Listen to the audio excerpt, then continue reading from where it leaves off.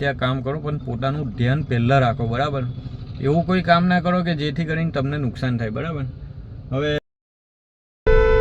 Hello guys, welcome to the my new blog. તો આજે છે જોબનો 36મો દિવસ, બરાબર? તો આજે આયા પછી XUV 700 ગાડી ક્લીન કરી, આપણી આ કિયા કરન્સ પણ ક્લીન કરી, બરાબર? અને હવે જઈ રહ્યા છે કિયા કરન્સ લઈને. આપણે જે મેઇન હેડ છે ટીમકેન કંપનીના, એમને લેવા માટે જઈ રહ્યા છે.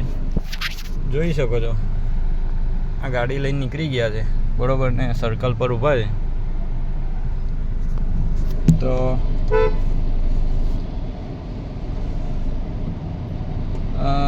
ચાલુ રાખજો. આ ટેમ્પો વાળા રસ્તામાં ઊભી રાખી છે ગાડી, બરોબર? બાય. આ લોકોને છે ને ટ્રાફિક રૂલ્સને એક પણ નિયમ ખબર નહીં લાગતો, કેમ કે જ્યારે હોય ત્યારે રસ્તાની વચ્ચે ગાડી મૂકી દે છે, બરાબર? ને આપણે નીકળી ગયા છે, જોઈ શકો છો, મેઇન રોડ પર છે ને આ કિયા કરન્સ ગાડી છે, બરાબર? બહુ ટાઈમ પછી કિયા કરન્સ ગાડી લઈને જઈ રહ્યા છે. એ પણ મેઇન જે હેડ સાહેબ છે અહીંયાના, એમને લેવા જઈ રહ્યા છે એમના ઘરે, બરાબર? તો વિડીયોમાં બન્યા રહેજો. ને ગઈકાલે આપણે સુરત ગયા હતા, તો સુરતથી તો 5:30 આવી ગયા હતા, એકદમ ફર્સ્ટ ક્લાસ. જોકે થોડો ઘણો વરસાદ નડ્યો હતો આપણને, પણ ચાલ્યા કરે. પણ એક વસ્તુ ધ્યાન રાખવાનું કે ચોમાસામાં છે ને તો સાચવીને ગાડી ચલાવવાની, કેમ કે રસ્તા બહુ ખરાબ છે. એના લીધે કંઈ બી જે ના બનવાનું હોય એ બની શકે છે, બરાબર?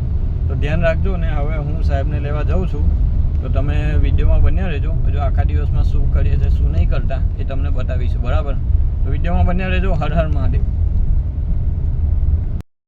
દોસ્તો, મિશ્રા સાહેબને લઈને આવ્યો અને તરત જ એક એમ્પ્લોયને કંઈ હાથમાં વાગ્યું છે, બરાબર? મશીનરીમાં કામ કરજો. તો તાત્કાલિક જ આ ગાડી લઈને હોસ્પિટલ પહોંચી ગયા હતા. જોકે આંગળીમાં વાગ્યું છે ખાસું, હોસ્પિટલ આવવું ખૂબ જરૂરી હતું. એટલે દરેક વ્યક્તિને એક જ મેસેજ આપવા માગું છું કે તમે કંપનીમાં નોકરી કરો, ગમે ત્યાં કામ કરો, પણ પોતાનું ધ્યાન પહેલાં રાખો, બરાબર?